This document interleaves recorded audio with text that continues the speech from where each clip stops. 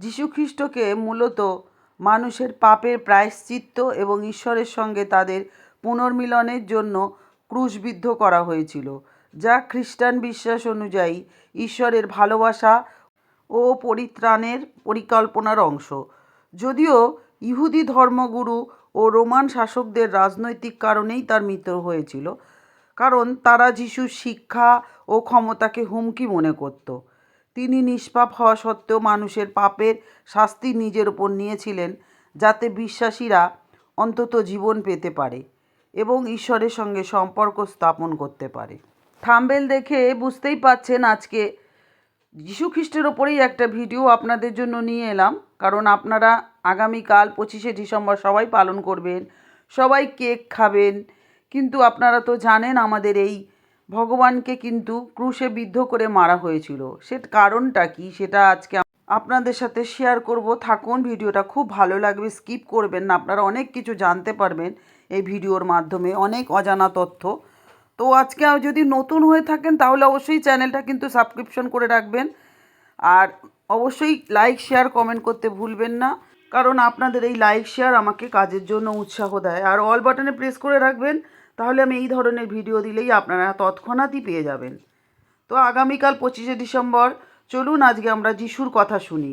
যিশুকে কিভাবে এমন কষ্ট দিয়ে মারা হয়েছিল, কেন মারা হয়েছিল, তার কারণটাই আজকে এই ভিডিওর মাধ্যমে আমি আপনাদের সাথে শেয়ার করব। যীশু খ্রিস্টের মৃত্যু ছিল মানবজাতির সমস্ত পাপের জন্য চূড়ান্ত বলিদান, যা পুরাতন নিয়মের বলিদান প্রথার একটি পরিপূর্ণতা বলে মনে করা হয়।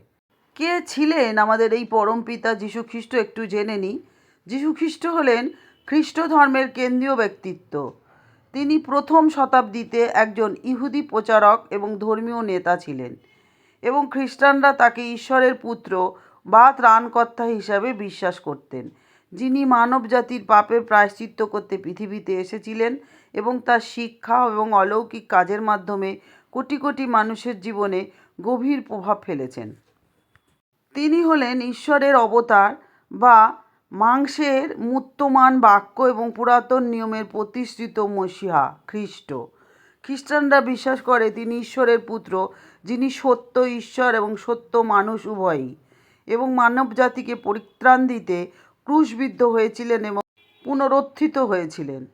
তিনি ঈশ্বরের আইন ব্যাখ্যা করতেন, রোগীদের সুস্থ করতেন, মৃতকে পুনরুজ্জীবিত করতেন এবং ক্ষমা প্রদান করতেন, যার মাধ্যমে তিনি রব্বী বা শিক্ষক হিসাবে পরিচিত হয়েছিলেন।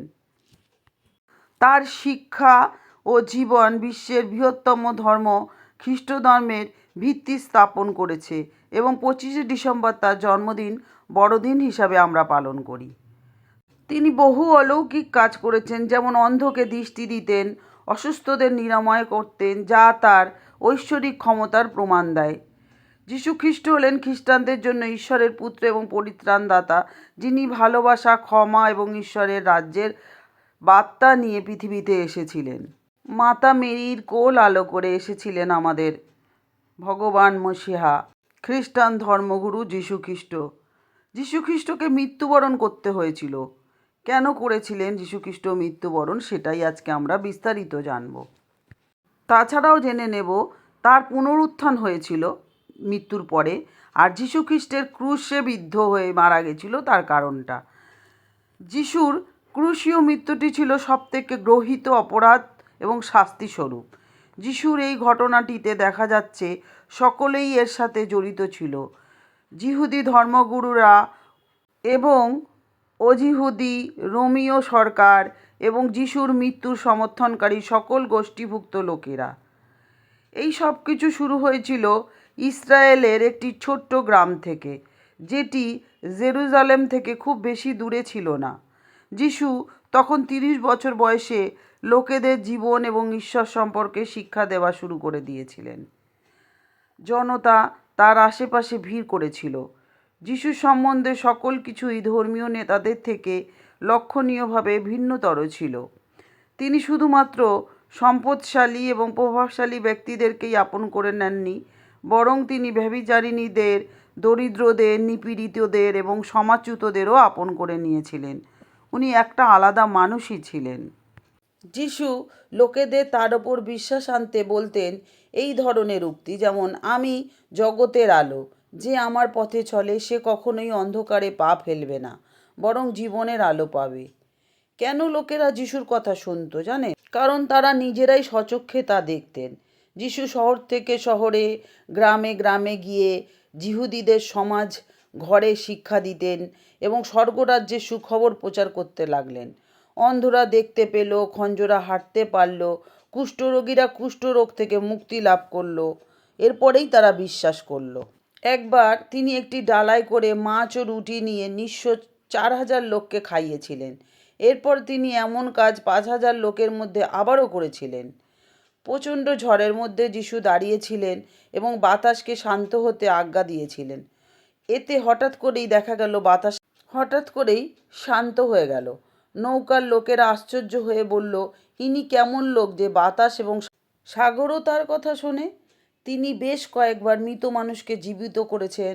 লোকেরা যে যিশুকে অনুসরণ করত এবং তার বিষয়ে কথা ছড়িয়ে যাওয়াটাই তো স্বাভাবিক বিষয় ছিল, তাই না?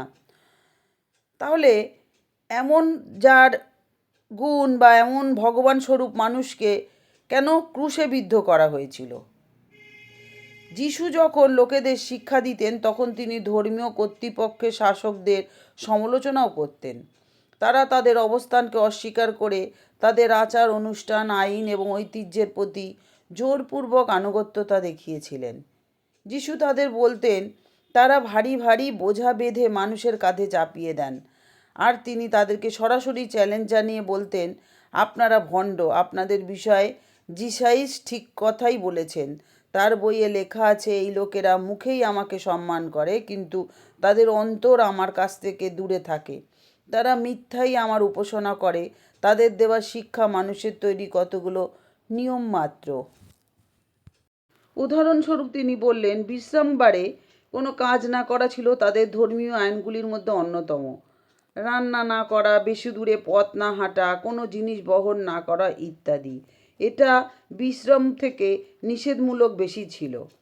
বিশ্রামবারে যিশু এমন একজন লোককে সুস্থ করেন যিনি 38 বছর ধরে অবশ রোগী ছিলেন। তিনি সেই লোকটিকে বলেছিলেন, তোমার মাদুর তুলে নিয়ে হেঁটে বেড়াও। সেই কথা শুনে লোকটি 38 বছর পর প্রথমবারের মতো দাঁড়িয়েছিল।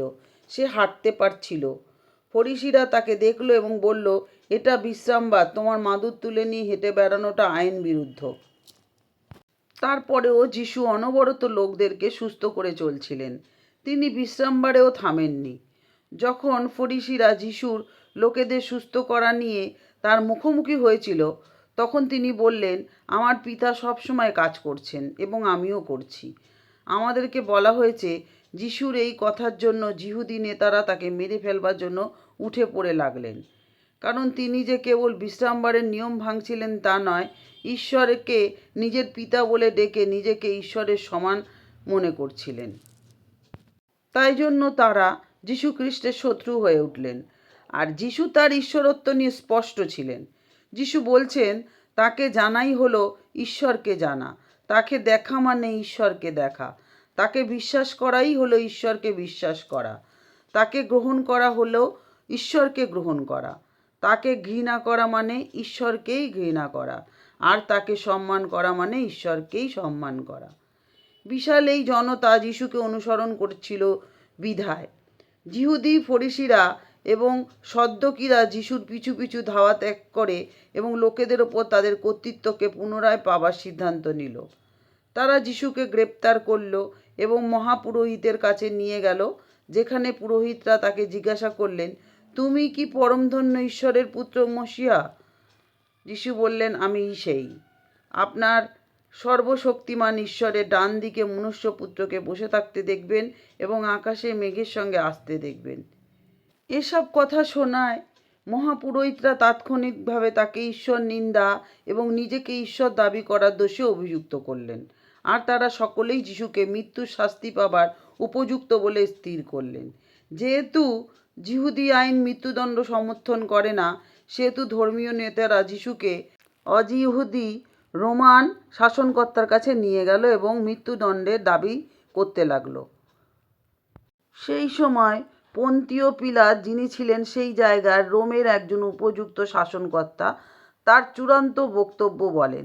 তিনি বিশ্বাস করতেন যিশুকে মুক্ত করে দেওয়া উচিত, কিন্তু ফরিসি এবং সদ্যোকীরা জনতার সামনে উজ্জীবিত হয়ে উঠল এবং তাদেরকে যিশুর মৃত্যুদণ্ডের দাবি জানানোর জন্য উস্কানি দিতে থাকলো।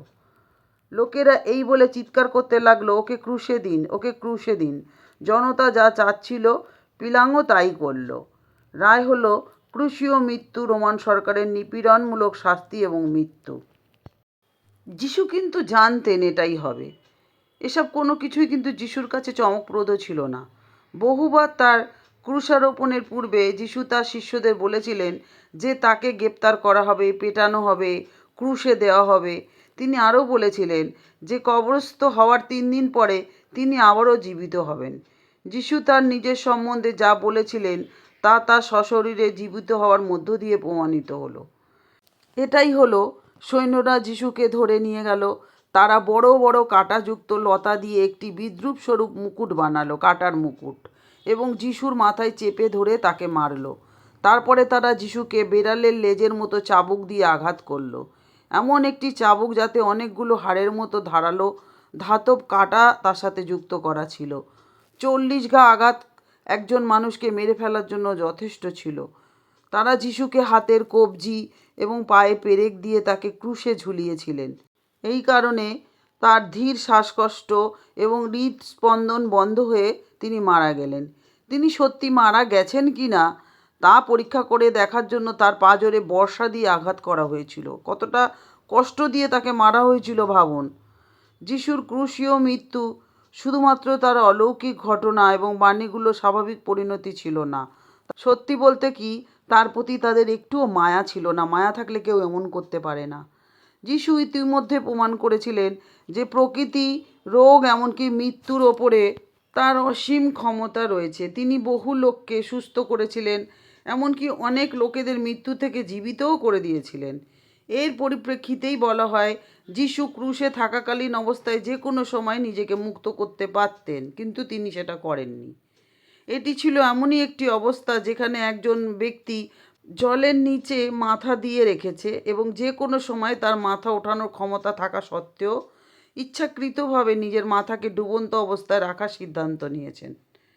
যিশু মৃত্যুবরণ করার সিদ্ধান্ত নিজে থেকেই নিয়েছিলেন, নাহলে কিন্তু নিজেই উনি ওইখান থেকে বেরিয়ে যেতে পারতেন। যিশু কিন্তু নিজে গ্রেপ্তার হওয়ার আগে বলেছিলেন, কেউ আমার প্রাণ আমার কাছ থেকে নিয়ে যাবে না, কিন্তু আমি নিজেই তা দেব। তিনি এটি খুব উদ্দেশ্যমূলকভাবেই করেছেন। এটা পরিকল্পিত ছিল, ইচ্ছাকৃত ছিল। যিশু কেন মেনে নিলেন তার ক্রুশারোপণ এই মৃত্যু? ভিন্ন ভিন্ন দৃষ্টিকোণ থেকে বলা যায়, আমরা এমন কিছু কাজ করি যেটি ঈশ্বর বিরোধী। প্রতিদিনের কিছু ছোট ছোট খবরগুলো যেগুলো আমরা দেখি, সেখানে বৈষম্য, খুন, যৌন নির্যাতন, মিথ্যা, লোভ, দুর্নীতি, সন্ত্রাসবাদ, যুদ্ধ ইত্যাদি আরও কত কিছু থাকে। মানুষ হিসাবে আমরা নিজেদের জীবনযাপনের বিশৃঙ্খলার সাথে সাথে অন্যের জীবনযাপনের ক্ষেত্রেও ব্যাপক বিশৃঙ্খলার সৃষ্টি করছি। ঈশ্বর আমাদেরকে আমাদের কাজগুলোর জন্য পথভ্রষ্ট, অন্ধ হিসাবে, তার বিচারের আওতাধীন হিসাবে বিবেচনা করেন। একটু ভেবে দেখুন যে একটি ছোট 6 বছর বয়সী শিশু মেয়েকে তার পরিবার থেকে যৌন নির্যাতনের জন্য অপহরণ করা হয়েছে শুনে আমরা কতটা অসুস্থ এবং শোকাহত হয়ে পড়ছি। এটি আমাদের নৈতিক মূল্যবোধের কতটা অধঃপতন যে যারা এই শাস্তিমূলক মৃত্যুর বিরোধিতা করছে তাদেরকেও প্রলোভিত করা হয়। আসলে আমাদের সকল পাপ পবিত্র ঈশ্বরকে অপমান করে। আমাদের সকল পাপ তাকে কষ্ট দেয়।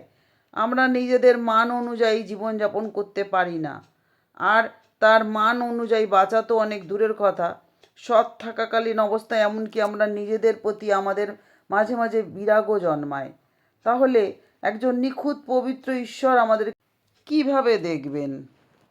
যখন যিশু আসলেন, ভাববাদী যোহন বাপ্পাইজন যিশুর সম্বন্ধে বলেছিলেন, ওই দেখ ঈশ্বরের মেষ শিশু, যিনি মানুষের সমস্ত পাপ দূর করেন। যিশু মানবজাতির পাপের জন্য আমাদের বদলে শাস্তি ভোগ করেছিলেন। আমরা যাতে আমাদের মৃত্যু এবং চিরকালের জন্য ঈশ্বরের কাছ থেকে আলাদা না হয়ে যাই, সেই জন্যেই যিশু আমাদের পাপের জন্য ক্রুশে বলি হলেন, যাতে আমরা চিরকাল ক্ষমাযোগ্য হই এবং অনন্ত জীবন লাভ করতে পারি। এই কারণেই কিন্তু যিশু এসেছিলেন আমাদের মুক্তিদাতা হিসাবে। শেষ বিচারের দিন থেকে আমাদের রক্ষা করতে, দণ্ডাদেশ এবং আমাদের পাপ থেকে মুক্ত করতে। আপনি যে পাপ কাজই করেছেন বা করবেন, সেই সব কিছুই যিশু ক্রুশে থাকাকালীন সময় জানতেন। যিশু আমাদের পাপের শাস্তি নিজেই ভোগ করেছেন। যিশু এমন বলতেন যে আমি পথ, সত্য আর জীবন, আমার মধ্যে দিয়ে না গেলে কেউই পিতার কাছে যেতে পারবেন না, মানে পরম পিতার কাছে। যিশু স্পষ্টভাবে বলেছিলেন, আমি আপনাদের সত্যি বলছি, আমার কথা যে শোনে এবং আমাকে যিনি পাঠিয়েছেন তাকে বিশ্বাস করে, তার অনন্ত জীবন আছে। তাকে দোষী বলে স্থির করা হবে না। সে তো মৃত্যু থেকে জীবন পার হয়ে গেছে। যিশু তার মৃত্যুর আগে এই প্রার্থনা করেছিলেন যে, ন্যায়বান পিতা, জগতের লোকেরা তোমাকে জানে না, কিন্তু আমি তোমাকে জানি, আর তুমি যে আমাকে পাঠিয়েছ এরা তা বুঝতে পেরেছে। আমি তাদের কাছে তোমাকে প্রকাশ করছি এবং আরও প্রকাশ করব, যেন তুমি আমাকে যেভাবে ভালোবাসো সেই রকমই ভালোবাসা তাদের অন্তরে থাকে, আর আমি যেন তাদের সঙ্গে যুক্ত থাকি। বন্ধুরা, আপনারা যদি চান যে যিশু আপনার জীবনে আসুক, আপনারা যিশুকে প্রার্থনা করুন এইভাবে, যিশু, আমি তোমাকে আমার জীবনে আসার জন্য অনুরোধ করছি। আমার পাপ ক্ষমা করো। আমার জন্য ক্রুশে প্রাণ দেবার জন্য তোমাকে ধন্যবাদ। তুমি যেভাবে চাও সেভাবেই আমার জীবন পরিচালনা করো। এই মুহূর্তে আমার জীবনের আসার জন্য এবং তোমার সাথে আমাকে এই বন্ধন স্থাপন করতে দেবার জন্য তোমাকে কৃতজ্ঞতা জানাই। চলুন কালকে আমরা অঙ্গীকারবদ্ধ হই ভগবানের কাছে, মানে যিশুর কাছে আমরা এটাই প্রার্থনা করি। তো বন্ধুরা, ভিডিওটা কেমন লাগলো অবশ্যই কমেন্ট করে আমাকে জানাবেন। যদি ভালো লাগে সকলের সাথে এটা শেয়ার করে তাদেরও এই যিশু সম্পর্কে কথাগুলো শোনার সুযোগ করে দেবেন, তারাও জানতে পারবে তার ক্রুশে বিদ্ধ হওয়ার কারণ। আর বলবো, এতক্ষণ আমার সাথে থাকার জন্য আপনাদেরকে অসংখ্য ধন্যবাদ। সবাই ভালো থাকুন, সুস্থ থাকুন, আনন্দে থাকুন, বড়দিন পালন করুন আনন্দ করে। আজকে আসি, আবার দেখা হবে।